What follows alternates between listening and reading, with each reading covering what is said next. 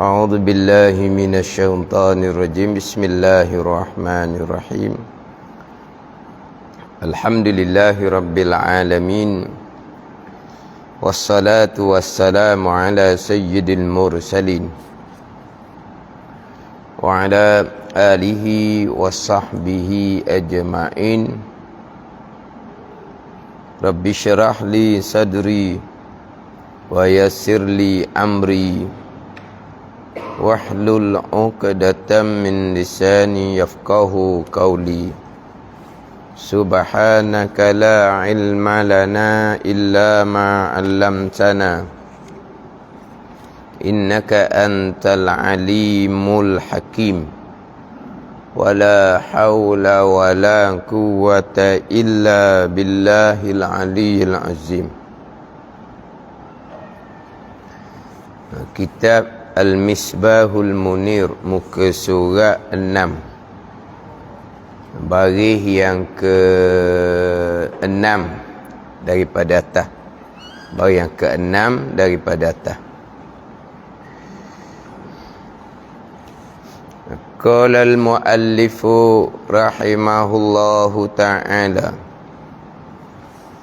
wa nafa'ana bi'ulumihi amin.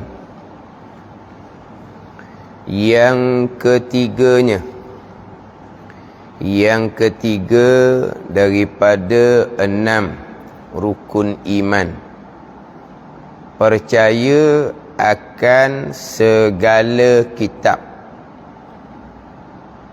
Dengan maknanya, makna percaya akan segala kitab, mengaku putus seseorang di dalam hatinya. Mengaku putus seseorang di dalam hatinya, hati seseorang. Mengaku putus seseorang di dalam hati, ini makna percaya. Ini makna kepada iman. Dengan makna mengaku putus seseorang dalam hatinya dengan tentu sungguh ada segala kitab yang datang daripada Allah Subhanahu wa ta'ala, seperti Quran dan Taurah dan lain-lainnya. Dan sungguh, mana mengaku putus seseorang dalam hatinya dengan tentu sungguh segala perkara-perkara yang disebut di dalamnya, di dalam segala kitab yang datang daripada Allah Subhanahu wa ta'ala. Yang ketiganya, percaya akan segala kitab.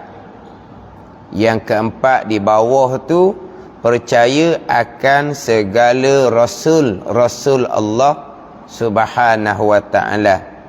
Cuma yang kedua yang kita baca minggu lepas, percaya akan malaikah.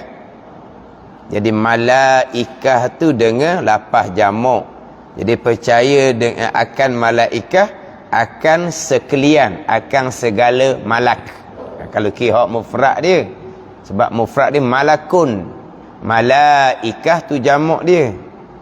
Sebab dalam hadis Nabi sallallahu alaihi wasallam tu, antu mina billah wa malaikatihi dengan jamak, wa kutubihi dengan lapaz jamak, wa rusulihi tu dengan lapaz jamak. Jadi wa malaikatihi dan segala malak. Tapi tidak sebut malak, disebut malaikah. Wa kutubihi dan segala kitab. Kitab tu mufrad, kutubun itu jamak. Wa rusulihi dan segala rasul. Rasul tu lafaz mufrad, seorang. Rusul tu lafaz jamak. Rasulun, rasulani, rusulun. Yang mana terkadang dalam kitab Jawi didatangkan dengan rasul, ra, sin, waw, lam. Terkadang didatang dengan ra, sin, lam. Ra, sin, waw, lam. Rasulun, ra bagi atas. Ra sin lam. Rusulun, ra bagi depan. Tapi kita kalau baca gok jadi bunyi pelik Rusul, rusul. Apa rusul? Rasul. Rasul, ra sin waw lam, seorang rasul. Jadi kitab Jawi ni terkadang didatangkan dengan ra sin lam. Nak baca macam mana? Rusul. Ra bagi depan, tapi dengar kok luar rusul. Bukan rasul. Rasul seorang. Rasulun seorang. Rusulun. Itu ramailah. Kitabun satu. Kutubun banyak. Tapi hak dalam rukun iman tu, hak dalam hadis Nabi tu dilatangkan dengan lafaz jamak. Wa malaikatihi wa kutubihi wa rusulihi. Hak dalam ayat Al-Quran pun sama juga tu. Kullun amana billahi wa malaikatihi wa kutubihi wa rusulihi. Dengan jamak belaka tu. Kalau kita baca dalam wirid semayang itulah. Amanar rasulu bima unzila ilaihi min rabbihi wal mu'minun. Kullun amana billahi wa malaikatihi wa kutubihi wa rusulihi. Itu dengan jamak belaka tu. Beriman dengan sekalian malaikat, dan beriman dengan sekalian kitab, dan beriman dengan sekalian rasul. Ini hak beriman secara ijmal. Beriman secara ijmal, beriman mengaku putu di hati bahawa banyak malaikat yang ianya adalah hamba Allah, makhluk Allah Subhanahu wa ta'ala. Beriman dengan sekalian malaikat, makhluk Allah yang paling besar, makhluk Allah yang paling banyak. Kemudian beriman dengan sekalian kitab. Hak didatangkan contoh seperti Quran dan Taurah dan lain. Hak tu hak 4 kitab yang wajib kita imani secara tafsil. Secara ijmal kita beriman dengan sekalian kitab. Al-Kutubus Samawiyah. Kitab-kitab yang diturunkan oleh Allah Subhanahu wa ta'ala daripada langit. Jadi kita beriman bahawa banyak kitab-kitab yang diturunkan oleh Allah kepada rasul-rasul. Yang masyhur kitanya 104 buah semua sekali. Ada pandangan 114 buah. Tapi pandangan yang tahqiq, jangan letak bilangan kitab, hanya kita mengaku putus dalam hati dengan sekalian kitab-kitab yang diturunkan oleh Allah pada Rasul. Banyak mana serah bilangannya kepada Allah Subhanahu wa ta'ala. Bimasyhur kitanya 104 buah. Beriman dengan sekalian Rasul, sekalian Nabi-Nabi, beriman dengan sekalian. Adapun dalam kitab ni akan datang hak Rasul 25 tu, waktu beriman secara tafsil dia panggil. Jadi dalam hak rukun iman ni kita kena hura dah. Satunya secara ijmal, satunya secara tafsil. Jadi kita mengaji ilmu tauhid ni antara dua ni kena ingatlah. Satunya ijmal, satunya tafsil. Kita bicara sifat Allah, satunya kita mengetahui dan berpegang secara ijmal, satunya kita mengetahui dan berpegang secara tafsil. Kita pergi pula pada sifat Rasul. Kalau tadi bilangan Rasul secara ijmal, secara tafsil. Sifat Rasul pun gitu juga. Kita wajib mengetahui dan berpegang secara ijmal, kita wajib mengetahui dan berpegang secara tafsil. Jadi ijmal dengan tafsil ni memang kena faham molek ni. Cuma kadang-kadang kita ni perkataan ijmal kita kurang dengar, perkataan tafsil kita kurang dengar. Tapi kalau kira-kira balik, itulah kitanya. Cuma secara nak sebut tu tak pandai. Tapi kita beriman memanglah satunya secara ijmal, satunya secara tafsil. Contohlah, kita mengetahui dan berpegang sifat 20. Sifat Allah 20 je ke? Mana ada. Hak 20 ni kena perinci. Itu tafsil. Dah sifat Allah yang sebenarnya, Allah bersifat dengan sifat kesempurnaan yang tidak terhingga bilangannya. Maha suci Allah daripada segala sifat kekurangan yang tidak terhingga bilangannya. Hak tu cara mana pula? Tu cara ijmal. Cuma kita nak cerita tu tak pandai tak apa, tapi biar pandailah. Ke ada orang yang berpegang sifat Allah hanya 20. Ada? Tak ada dah. Cuma bagi orang yang tolak sifat 20, mereka mengatakan hak duduk ngaji kaedah sifat 20 ada ke dia pegang sifat Allah 20 je, asma 99 dah, asma Allah 99 dah, ada ke dia pegang sifat Allah 20 je? Siapa pegang sifat Allah 20? Dia tak ertinya dituduh seumpama tu. Hak satu orang ni orang ni nampak tahu sikit. Dia kata sifat 20 ni berpegang sifat 20, tapi mereka yang mengaji kaedah sifat 20, mereka berpegang sifat Allah banyak. Cuma yang wajib kena pegangnya 20. Apa okey sikit. Lepas tu hak sifat Allah yang lain tu sunat orang kali. Tak andai juga dia nya. Hak tadi ni siapa ke yang mengaji kaedah sifat 20 ni hanya berpegang sifat Allah 20 je. Ada ke sifat Allah 20 je? Tu tak erti sangat ah. Hak yang kedua ni pula sifat Allah bukan 20, tapi yang wajib pegang 20. Jadi kalau wajib pegang 20, sifat Allah ni banyak, hak banyak-banyak tu sunat orang kali. Siapa kata sunat? Hak tu wajib berpegang secara ijmal. Siapa kata sunat?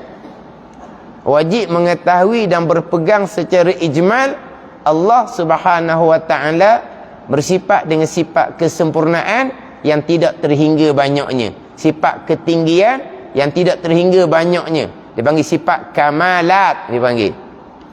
Wajib mengetahui dan berpegang. Mana ada sunat? Jadi satu secara ijmal, satu secara tafsil. Ijmal secara kasar, secara ringkas, secara kalau saya ngaji dulu sebut secara borong. Secara borong, kalau tafsir runcit orang kali. Apa? Gitulah. Tafsir ni secara detail. Kita mengaji sifat Rasul, sidik, amanah, tabligh, fatanah. Itu secara tafsil. Kita wajib berpegang secara ijmal. Nabi-nabi dan rasul-rasul ni manusia pilihan Allah di kalangan manusia yang bersifat dengan sifat sempurna, tapi kamal basyari. Sempurna nisbah seorang manusia. Sebab Nabi Rasul bukan Tuhan. Nabi Rasul bukan Tuhan, hamba Allah Subhanahu wa taala. Jadi Nabi Rasul manusia pilihan Allah bersifat dengan sifat sempurna nisbah seorang manusia. Sebab Nabi Rasul bukan bersifat dengan sifat ketuhanan. Hak empat sifat sidik, sidik, amanah, tabligh, fatanah itu secara tafsil. Mana di Rasul ni sifat sempurna, tubuh badan sempurna, keturunan sempurna. Tu hak di Rasul. Tubuh badan sempurna, tak ada Nabi Rasul hak cacat, tak ada Nabi Rasul hak uduh. Semuanya sempurna belaka. Sifat sempurna, tubuh badan sempurna, keturunan yang baik.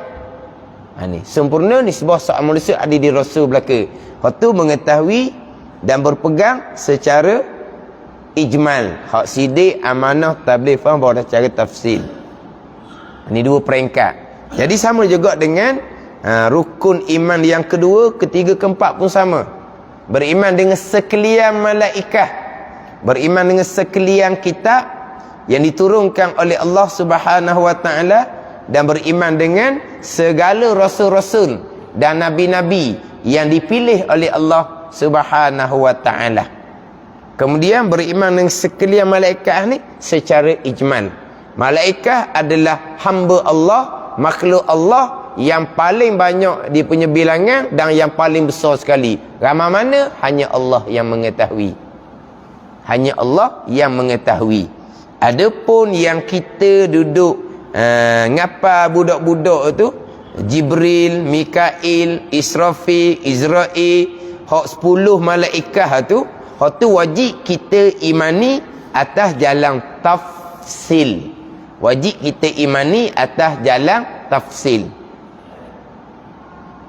Sama juga yang kita duduk Jibril, Mikail, Israfil, Israel, Muka, Naki, Malik, Irwan, Roki, Atik, apa semua tu, adakah kita hanya beriman bagi Allah ada 10 malaikat? Begitu kita beriman.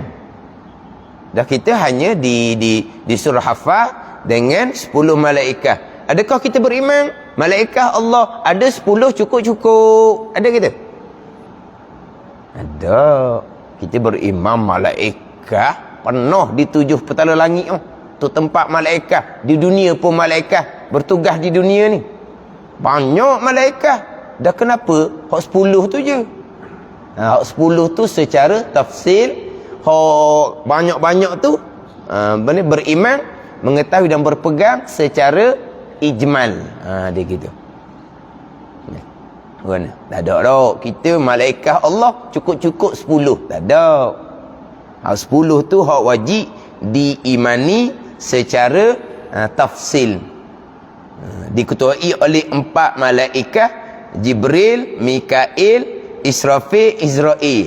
Itu hak 4 kepala malaikat.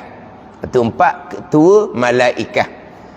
Kemudian kita wajib juga imani hak malaikat hamalatul arsy.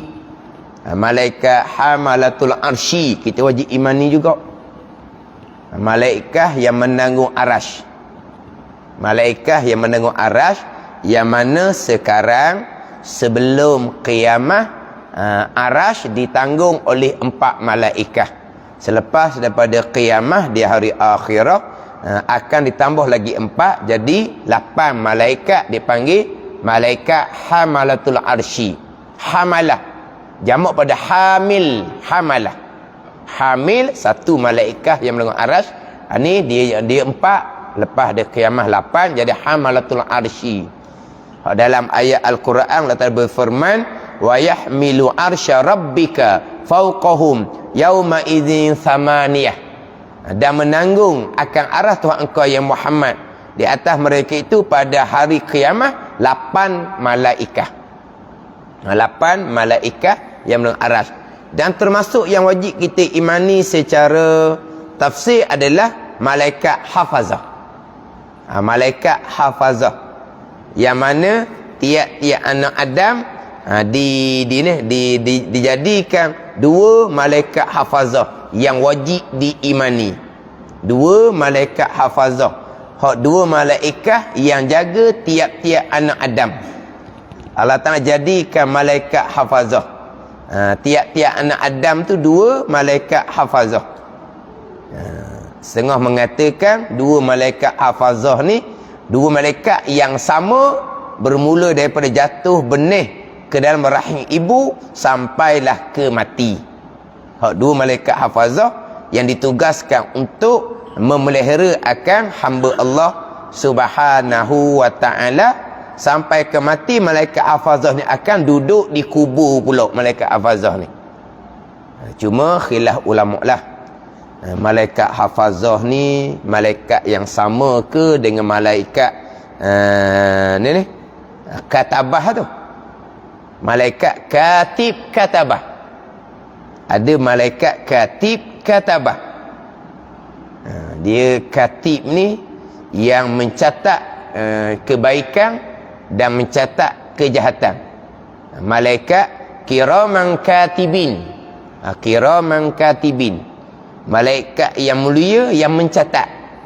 Kiraman katibin, malaikat mulia yang mencatat. Katabah, al-katabatul hafizun dipanggil. Setengah ulama menyatakan malaikat katabah dengan hafazah malaikat yang sama. Setengah menyatakan tak, malaikat hafazah malaikat lain, malaikat katabah, malaikat lain. Maka malaikat hafazah ni kita kena beriman secara berasingan dengan malaikat yang mencatat amal kebaikan dan malaikat yang mencatat amal kejahatan. Katib dipanggil. Katibun, kiraman katibin, malaikat yang mulia yang mencatat. Yang kita masyhurnya raqib sebelah kanan, atid sebelah kiri. Itu pandangan yang bukan pandangan yang muktamad. Dia dalam ayat Al-Quran tidak diasingkan antara dua tu.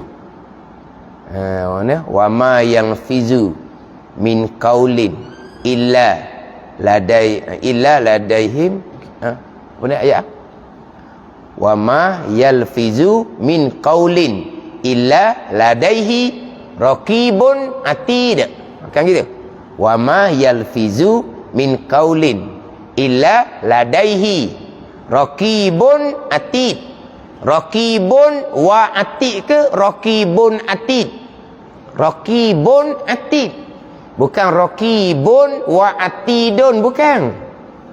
Wa ma yalfizu min qaulin illa ladaihi raqibun atid.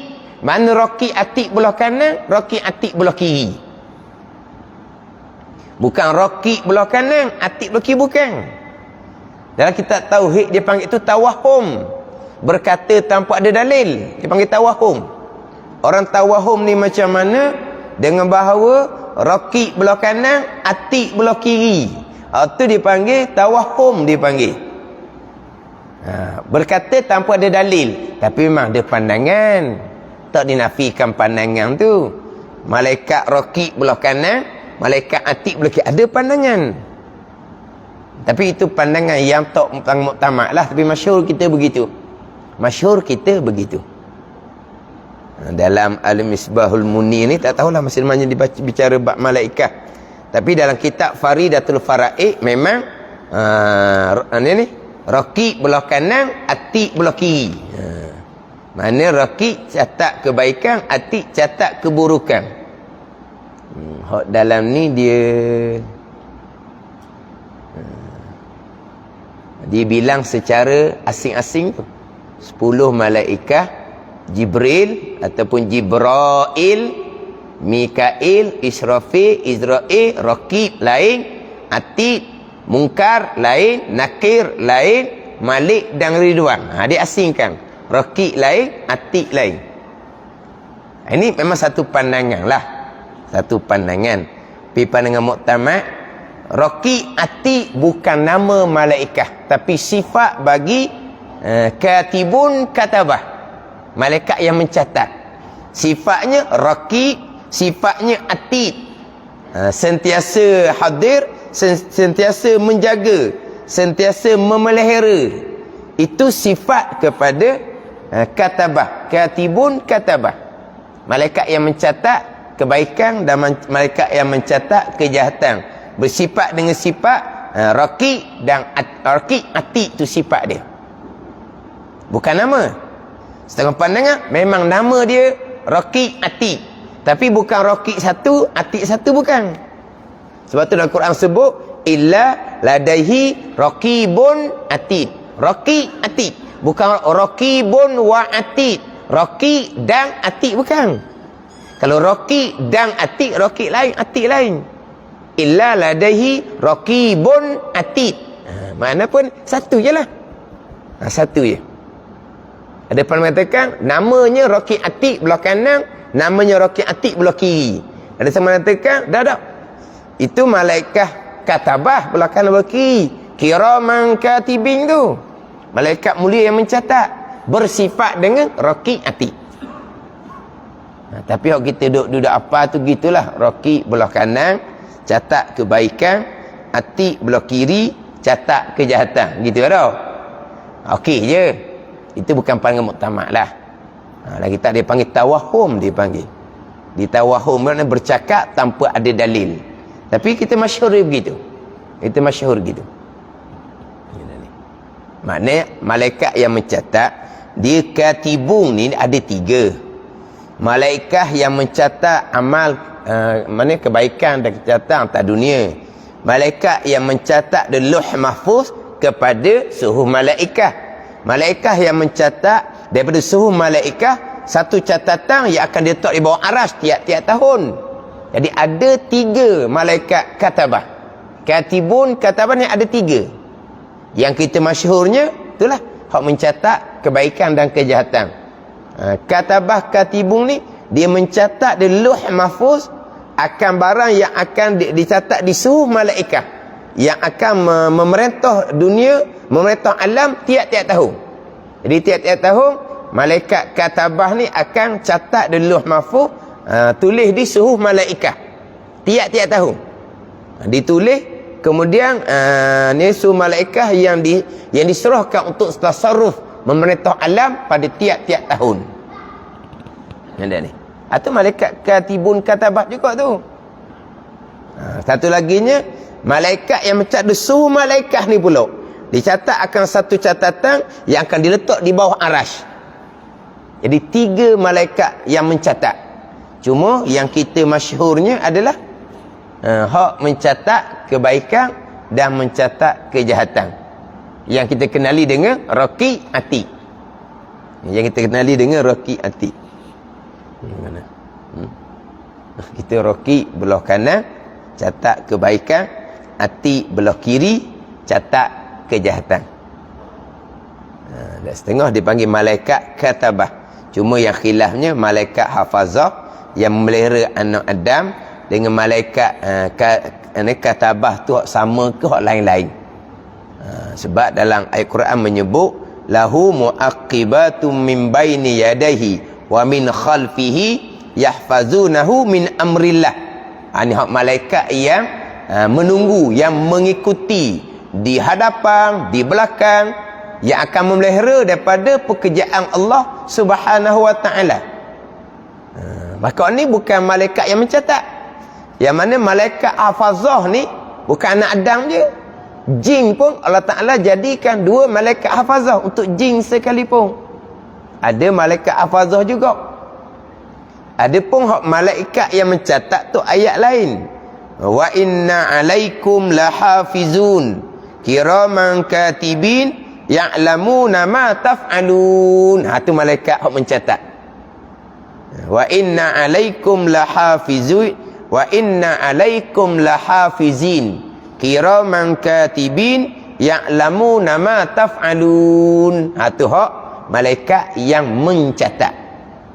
Lain, malaikat hafazah lain. Tapi cuma nak ceritanya, ini malaikat yang wajib kita imani secara tafsir. Secara berasingan antara malaikat yang mencatat dengan malaikat hafazah. Tapi kalau kita sekalikan, itu satu pandangan. Dia mengatakan malaikat yang mencatat dengan malaikat hafazah, malaikat yang sama. Ada ni. Tapi pandangan yang muktamadnya, malaikat yang lain-lain, yang wajib kita imani lain-lain. Malaikat yang mencatat lain, malaikat yang menjaga anak Adam lain. Dia gitu. Tapi nak cerita waktu yang wajib kita imani atas jalan tafsil. Kemudian hak 10 malaikat ni, kalau kita dah ingat tugas tu tak ada apa tu. Kita dah ingat tugas. Hak kita ingat sangat tugasnya Israel lah. Israel. Israel lah hak dia ingat semuanya. Hak tu lah bila Israel tu, hak nasyid tu kan. Hak bila Israel tu. Hak tu. Tu orang ingat tu. Mari Israel, siap, habis. Hak malaikat tu rezeki, hak duduk makan hari-hari tak ingat-ingat. Kalau malaikat Israel ingat sangat. Kan? Hak tugas di tugas tu lah. Tak ingat tugas tu tak apa. Tapi kita hak tugas-tugas malaikat ni, kita ngapa ajak budak lagi tau. Kita ngapa ajak budak lagi. Malaikat ni malaikat Jibril yang ditugaskan untuk menurunkan wahyu.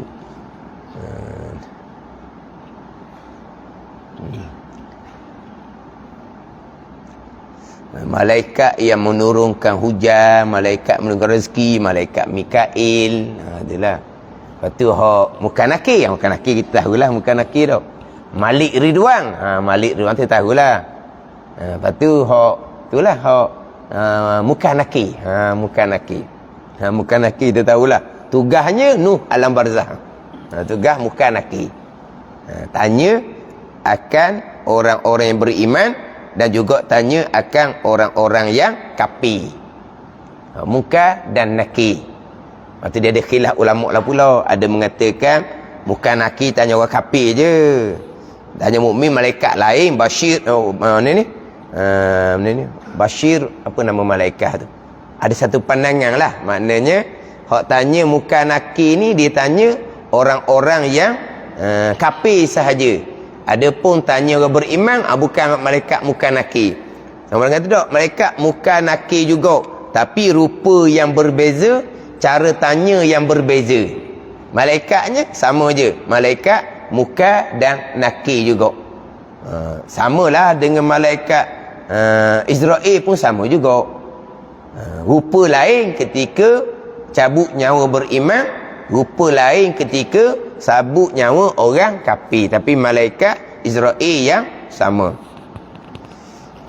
Kemudian cerita bab tugas-tugas tu itu majazi belaka.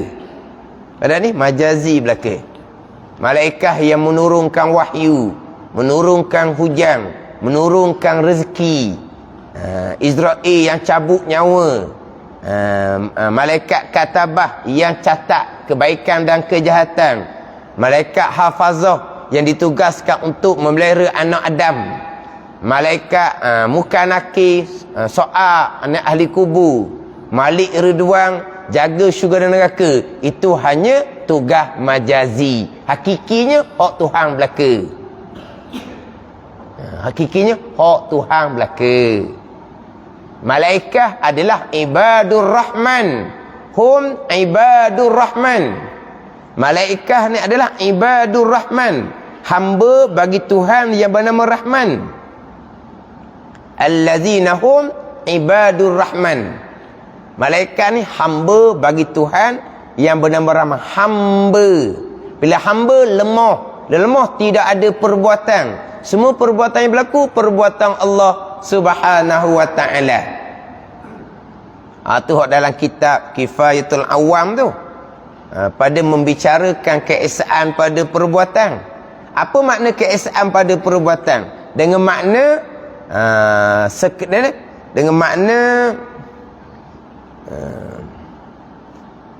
semuanya perbuatan Allah, makhluk tidak ada sebarang perbuatan. Makhluk mana tu? Minal anbiya, nabi-nabi tak ada perbuatan.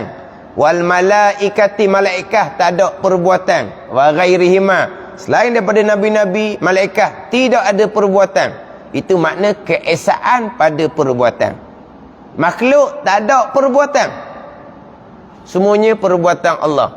Makhluk mana tak ada perbuatan tu? Minal anbiya, nabi-nabi pun tak ada perbuatan. Sebab nabi-nabi adalah hamba Allah Subhanahu wa ta'ala. Wal malaikati, malaikat pun tak ada perbuatan. Sebab malaikat hamba Allah Subhanahu wa ta'ala. Ini bicara bab keesaan pada perbuatan. Kalau ada orang yang dalam satu rakaman itulah membicara bab keesaan pada perbuatan, menafikan kam muttasi pada perbuatan, ini akidah yang mendorong kepada kesyirikan.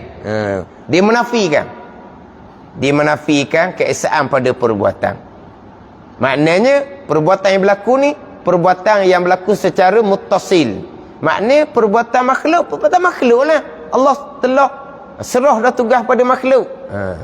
Yang kita ngaji sifat 20, keesaan pada zat, sifat dan perbuatan.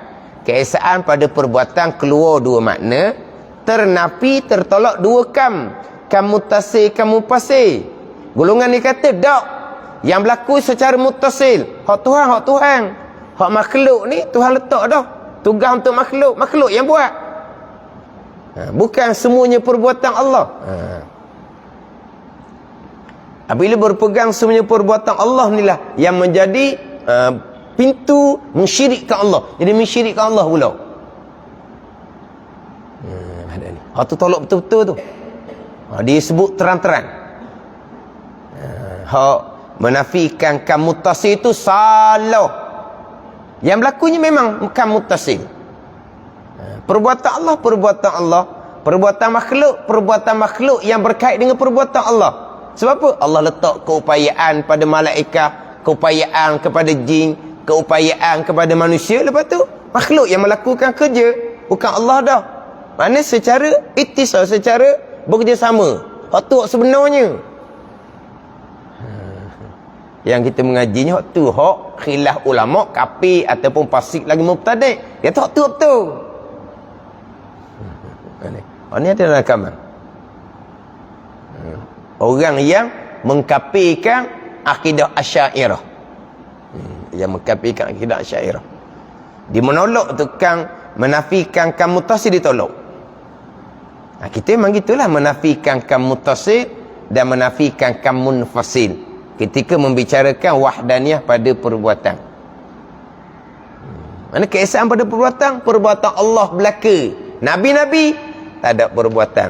Malaikat tak ada perbuatan. Menurunkan wahyu, menurunkan hujan, menurunkan rezeki, meniupkan roh, mencabut roh, catat kebaikan, catat kejahatan, kesemuanya adalah af'alullah, perbuatan Allah Subhanahu wa ta'ala. Makhluk lemah, tidak ada perbuatan.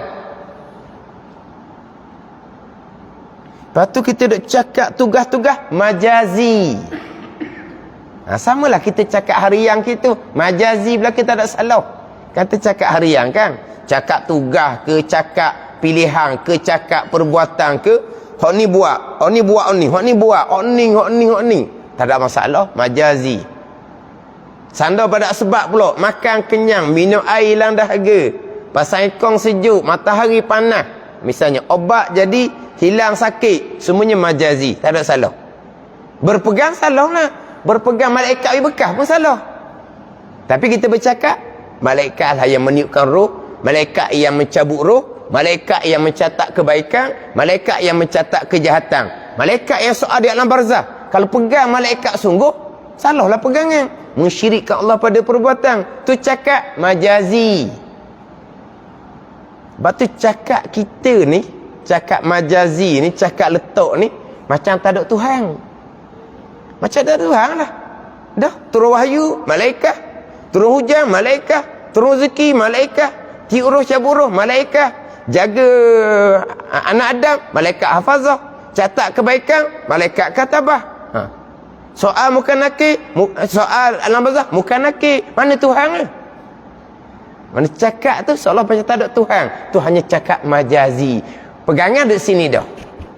Segala yang berlaku adalah perbuatan Allah Subhanahu wa ta'ala. Cakap majazi, cakap asbab, cakap zahir, begitulah. Ni cakap asbab pun salah, tak boleh. Tu karut sangat. Bercakap tidak mesti berpegang. Bercakap tidak mesti berpegang. Tadilah kita bercakap malaikat begitu, malaikat begitu, malaikat begitu. Itu bercakap, berpegang. Tidak. Kita berpegang semuanya perbuatan Allah. Yang kesemuanya perbuatan Allah. Hak tugas-tugas tu kita berpegang sekadar Quran beritahu. Qul yatawaffakum malakul mautil ladzi wukila bikum. Israel yang cabut nyawa kita berpeganglah. Tapi hakikinya Allahu yatawaffal anfusa hina mautiha. Allah yang menyempurnakan. Allah yang menyempurnakan apabila sampai masa mati dia. Allah kan yuhyi wa yumit wa huwa ala kulli syai'in qadir. Yuhyi, menghidup ya Allah, wa yumit, memati ya Allah. Allah yang memati, bukan malaikat. Tapi kita berpegang tak tugas malaikat, kita berpegang sebab Quran yang kata qul yatawaffakum malakul mautil ladzi wukila bikum tu. Kita dah pegang ayat, kita dah baca ayat sejadah tu kan. Kita berpegang hak Quran beritahu. Tapi hakikinya yuhyi wa yumit, Allah yang menghidup, Allah yang mematikan. Mana cakap majazi. bukan hakiki. Majazi ni apa? Letak. Tak tahulah, saya pun dah erti kau nak letak majazi ni. Majazi ni panggil apa? Pinjaman. Pinjaman gino di bank pinjaman. Majazi hakiki. Hakiki sungguh-sungguh. Majazi ni tupang letak aje. Letak secara letak aje. Itu majazi. Hakiki Tuhan. Majazi cakap asbab. Itu majazi. Bukan majazi ni ada kata pinjaman. Pinjaman. Dah betul rasa pinjaman. Lepas tu tak tahulah, saya mengaji selama-lamanya majazi je. Majazi je. Tak ada terjemahan. Hakiki majazi tu je. Terjemahan tak ada, tapi faham lah. Tapi orang kita ni nak terjemahan. Nak terjemahan. Apa dia majazi? Majazi ni bukan hakiki lah. Hakiki hak sebenar-benar hak Tuhan belaka. Dia gitu. Ni saya biasa sebut ni. Ngaji sangat. Bila malaikat tak bekas sama sekali, jadi kejut, kanja. Malaikat? Lah. Lepas tu selama ni ngaji tugas.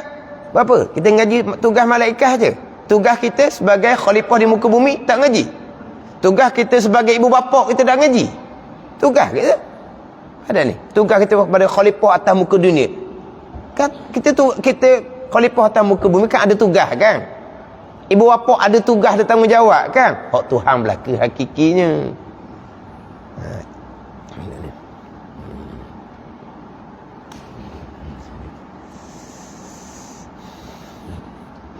Kita bicara malaikat lah. Tapi kita bicara yang pertamanya mengenal Allah dan mengenal Rasul. Yang pertamanya mengetahui dan berpegang aqaidul iman yang 50. Aqaidul iman yang 50 dulu, bukan malaikat dulu. Kan kita mengaji mula-mulanya adalah mengetahui dan berpegang akan aqaidul iman yang 50. Yang mana mengenal Allah dan mengenal Rasul adalah permulaan yang wajib dalam agama.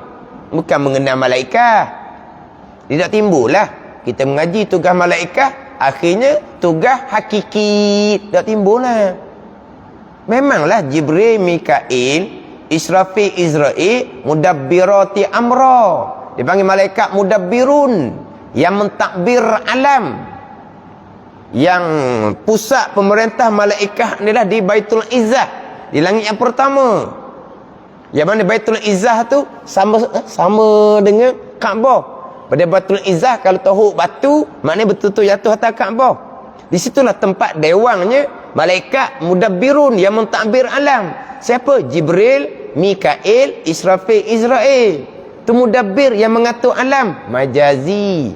Mudabbir hakiki, yudabbirul amra minas sama. Allah Ta'ala yang mentadbir, bukan malaikat. Kan ya? Jadi 4 malaikat tu dia mentadbir alam. Jibril, Mikail, Israfil, Israel.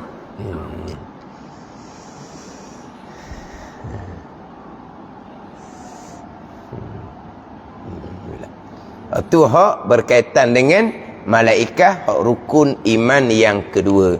Beriman dengan sekalian malaikat, mengaku putus di hati bagi Allah banyak malaikat.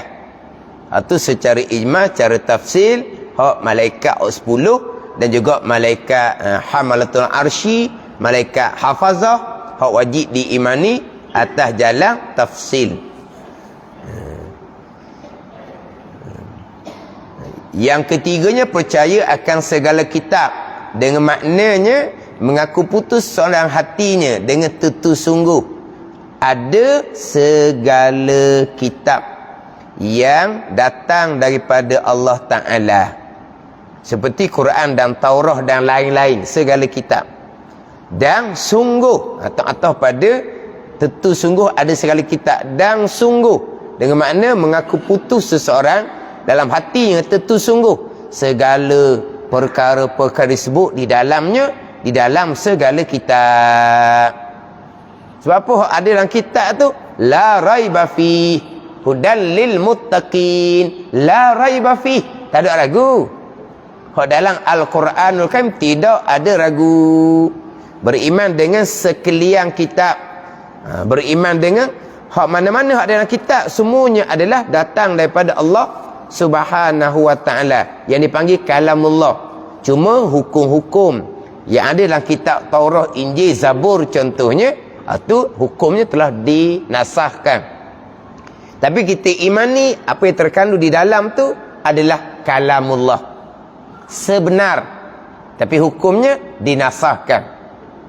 Tapi kita imanilah, kita beriman dengan Taurat dan Injil, kita imani. Tapi kita imani Taurat, Injil hak asal, yang sudah tidak ada pada masa Nabi dilantik menjadi Rasul, bukan pada masa sekarang. Pada masa Nabi dilantik menjadi Rasul pun sudah tidak ada. Yang kita imani bukan Taurat, Injil yang ada sekarang. Itu adalah hak manusia dah. Kita imani kalamullah. Yang kita imani adalah kalamullah. Hak Taurat, Injil yang telah diubah tidak panggil kalamullah. Itu hak manusia dah. Pada ni. Hak kita imani hak asal. Taurat, Injil hak asal. Kita imani semua hak ada dalam tu adalah benar. Hak ada tu semuanya dipanggil kalamullah belaka. Kita imani Al-Quranul Karim. Kita imani akan Al-Quranul Karim kalamullah, dan apa yang terkandung dalam Al-Quranul Karim sebenar, yang terbaik untuk kehidupan kita dunia dan akhirah. Itu beriman dengan kitab. Kita beriman dengan kitab secara ijmal sekalian. 104 buah kitab tu kalamullah belaka. Kita imani secara tafsil Taurat, Injil, Zabur dan Quran. Yang kita imani secara khususnya Al-Quranul Karim. Kita imani ianya kalamullah, dan kita imani akan sekalian hukum hakam yang terkandung dalam Al-Quranul Karim. Kita imani akan sekalian hukum hakam. Cerita ke, cerita yang masa dahulu ke, cerita yang lagi akan ke, cerita hak alam barzah ke, cerita hak alam akhirah, kita imani belaka. Dan Quran kan banyak cerita-cerita hak rasul-rasul terdahulu, kita imani ianya adalah sebenar. Quran cerita hak gaib, barzah, cerita bab masyar, cerita bab hisab, cerita bab mizan, kita imani. Cerita bab syurga neraka, kita imani. Hak dalam Quran, hukum hakam, kita imani. Itu beriman dengan kitab, rukun iman yang ketiga. Kita membaca Al-Quran selebih-lebih zikir. Bukan membaca Al-Quran, melihat huruf Al-Quran pun sudah boleh pahala. Pegang Al-Quran sudah boleh pahala. Cium Al-Quran sudah boleh pahala. Orang bawa Al-Quran, kita bangun, kita sudah boleh pahala. Bukan bangun kepada yang bawa Quran, bangun pada Quran yang dia bawa, boleh pahala. Cium Quran, bubuh dada Al-Quran, junjung atas kepala Al-Quran, tapi hukumnya tak boleh pakai dah. Kata warna pula. Ni pelik ni. Sebab itulah kita sebelum nak bicara bab membaca Al-Quran, kita bicara permulaan rukun iman, beriman dengan kitab. Apa makna beriman dengan kitab? Dan khususnya kita beriman dengan sekalian yang terkandung dalam Al-Quranul Karim, termasuk hukum hakam, kita imani sekalian. Kita imani sekalian hukum hakam yang terkandung dalam Al-Quran. Hak perintah kita imani, hak larangan kita imani. Maksudnya apa? Kita mengaku putus di hati pada akan hukum hakam yang ada yang terkandung dalam Al-Quranul Karim. Itu rukun iman yang ketiga. Barulah kita pergi pada membaca Al-Quran selebih-lebih zikir, kita pergi pada menghafaz Al-Quran. Ini adalah fardu kifayah. Tapi kita imani dahulu. Baca Al-Quran, sungguhnya baca Al-Quran, sebut hukum Al-Quran dijeling. Sebut hukum Al-Quran dijeling. Hukum Al-Quran. Hak molek-molek ada dah sekarang ni, amang damai duk sibuk nak hukum Al-Quran. Kita buat hukum Al-Quran kan nanti huru hara kan. Hak molek-molek dah. boleh kerja, boleh cari makan, hidup aman damai. Nak cari susah belaka tu. Duk junjung Al-Quran, duk cium Al-Quran, duk baca Al-Quran tapi tidak imani. Imani sebahagian, tidak imani sebahagian. Itu orang Yahudi. Afatu'minuna bi ba'dil kitab wa takfuruna bi ba'd fama jazaa'u man yaf'alu zalika illa khizyun fil hayatid dunya. Beriman, adakah engkau beriman dengan setengah daripada kitab, engkau kufur? Itu panggil orang Yahudi. Yahudi dan Nasara. Nak pilih-pilih pula, kita beriman dengan sekalian. Sekarang ni rukun iman yang ketiga ni bukan hanya Al-Quran, sekalian kita imani. Secara ijmal, hak banyak-banyak tu. Hak setengah mengatakan 104 buah ke, 114 buah ke. Pandangan yang tahqiq, jangan letak jumlah. Banyak mana serah kepada Allah. Tapi kita imani sekalian. Kitab yang diturunkan oleh Allah Subhanahu wa ta'ala, Al-Kutubus Samawiyah. Secara tafsir, pergi kepada 4. Taurah, Injil, Zabur dan Al-Quran. Cara khusus nak kita bicara bab Quran. Beriman dengan Al-Quran. Beriman dengan sekalian yang terkandung dalam Al-Quranul Karim. Kalau cium pun boleh pahala, tengok pun boleh pahala Al-Quran ni, pegang pun boleh pahala Al-Quran ni. Sehingga kan walaupun kita ingat Al-Quran, mana afdal kita baca mulut dengan baca tengok Al-Quran. Afdal tengok Al-Quran sebab kita pegang Al-Quran, kita tengok Al-Quran, boleh pahala belaka dah tu. Tapi kalau kita baca Al-Quran yang kita ingat tanpa melihat Al-Quran, kita lebih tadabbur, maka barulah afdal kita baca Al-Quran tanpa melihat Al-Quran. Ada orang yang hafal Al-Quran, dia baca dengan pejam mata, dia baca Quran, dia tengok, dia lebih tadabbur seumpama tu. Lebih afdal lah bagi dia. Kalau kita ni, kalau baca mulut, kita ingat surah sama-sama tu lah. Kita baca mulut ke, baca tengok Quran ke, sama je. Afdal kita tengok Al-Quran, kita pegang Al-Quran, itu lebih afdal. Kalau bagi kita sama je. Sama antara kita baca tanpa tengok Al-Quran, tadabburnya sama, dengan kita baca tanpa tengok Al-Quran, tadabburnya sama. Maka afdal kita tengok Al-Quran. Dia gitu. Mana ceritanya tengok Al-Quran tu boleh pahala, pegang Al-Quran boleh pahala, lepas tu tidak imani pula. Tidak imani pula hak yang terkandung di dalam Al-Quranul Karim. Kadang-kadang kadang-kadang lebih pun kadang-kadang kita ni ada juga lebih. Tengok-tengok Quran duduk depan kiblat. Kata kenapa Quran berdepan? Kan itu Quran duduk di belakang kan. Dia kata ada orang mengajar, tak boleh letak Quran di belakang, sebab masa kita rokok sujud, kita tungging punggung pada Al-Quran, tak beradab begitu. Siapa pula ajar gitu? Lepas tu berdepan. Kata berdepan, jadi kita sembahyang di hadapan kita banyak benda, itu makruh. Kita letak banyak barang di hadapan kita, itu makruh. Sebab dalam sembahyang mata kita liar tengok Al-Quran, berabuk Al-Quran, lama orang tak buka, nampak belaka lah. Sebelum sembahyang tak nampak, mana nampak? Oh, Quran depan, berabuk dah. Tak ni. Tak bukan, Quran tu asal duduk belakang, tiba-tiba tak mari kemudian tengok, kenapa siapa buat almari rak no di hadapan ni? Rugi dah satu saf. Sebab asalnya di situ tempat saf yang pertama. Jadi rugi satu sebab dia buat rak, buat almari.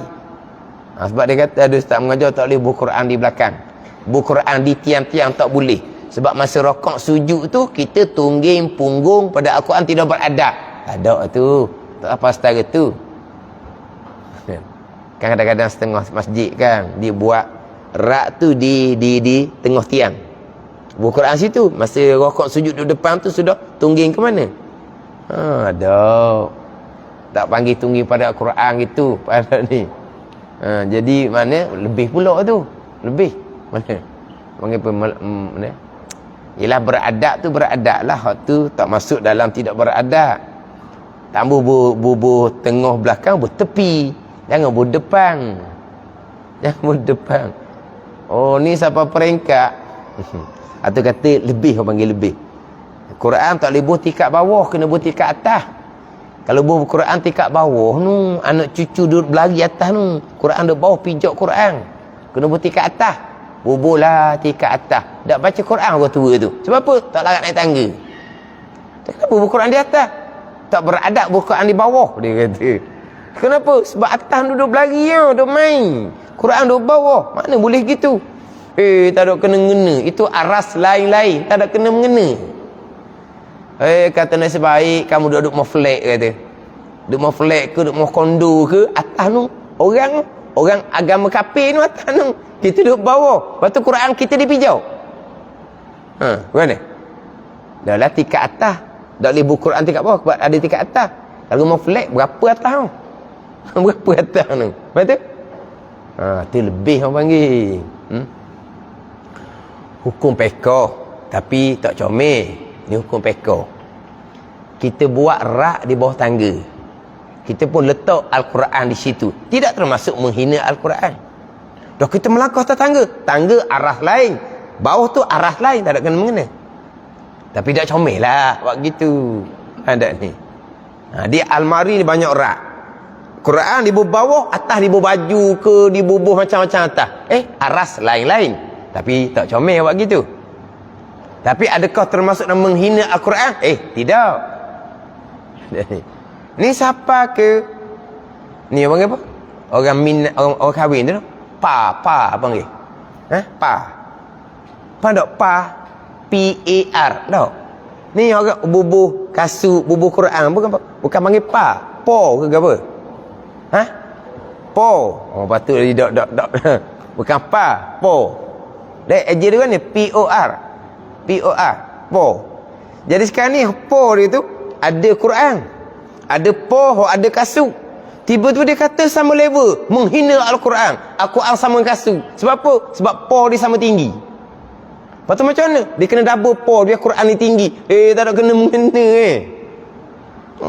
tu orang panggil lebih gitu. Sekarang po tu makna satunya Quran ada macam-macam lah hadiah tu kan. Quran ada, kasut ada. Tiba-tiba po untuk Quran, po untuk kasut sama level. Dipanggil menghina Al-Quran. Tak ada kena mengena. Ada ni.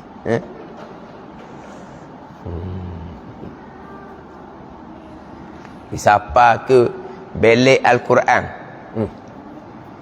Belek Al-Quran ni kan? Ni. Haram sebab menggunakan air liu. Dok. Ada ni. Hukum pekah, dia menggunakan air liu untuk memadam huruf Al-Quran pun tak haram.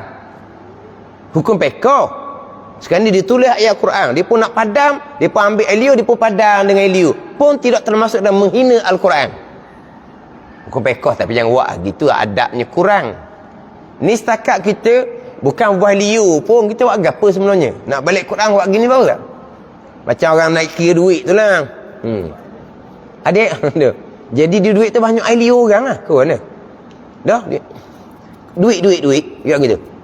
Dia bukan air liu pun lah. Dia nak bukan air liu pun.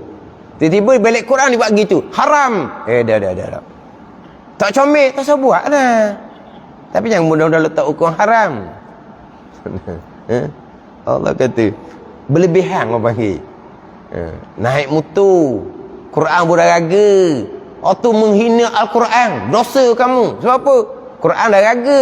Kemaluan kamu atas raga. Dia kata Quran dalam raga. Mutu ni tak ada raga dah. Mutu ni dah. Ada raga dah mutu ni. Raga dengar dia. Ada lagi dah. Tu dah raga depan ni. Kan kita dulu kan ada raga. Quran duduk dalam raga. Lepas tu kemaluan duduk atas Quran. Dia kata tu menghina Al-Quran. Allah kata dah ada kena mengena tu. Raga aras lain, tempat duduk kita aras lain. Kawan tu pun belilah tong buah belakang, RM100 buah tong belakang. Menghina Al-Quran sebab Quran boleh punggung. Kata pulak mentang-mentang lah dia bawa kereta, Quran boleh buah atas depan tu dia letak pada orang mutu ni menghina Al-Quran. Tak ada kena mengena. Kita dengar macam logik orang.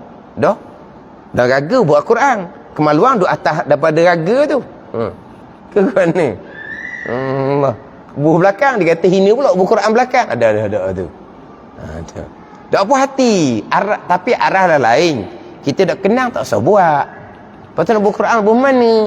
Nak buku tubuh. Lepas tu kalau wuduk batal nak kira mana pula?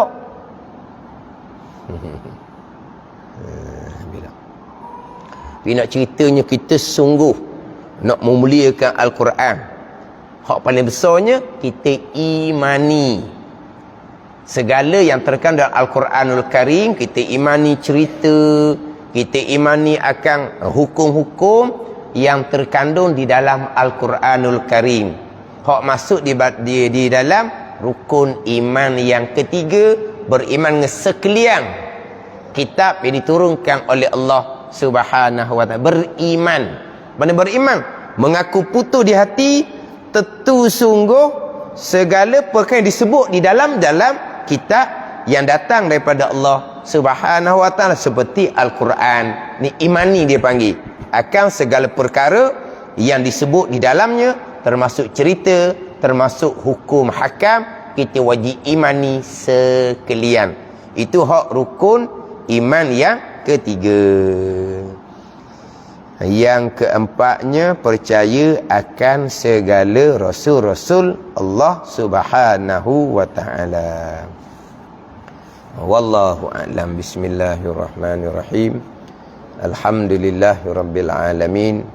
Wassalatu wassalamu ala sayyidil mursalin wa ala alihi wa sahbihi ajma'in. Allahumma iftah alaina futuhal arifin.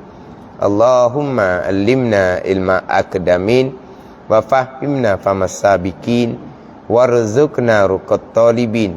Allahumma zidna ilman wa alhiqna bis salihin. Wa sallallahu ala sayyidina Muhammadin wa ala alihi wa sahbihi wa sallam. Walhamdulillahi rabbil alamin.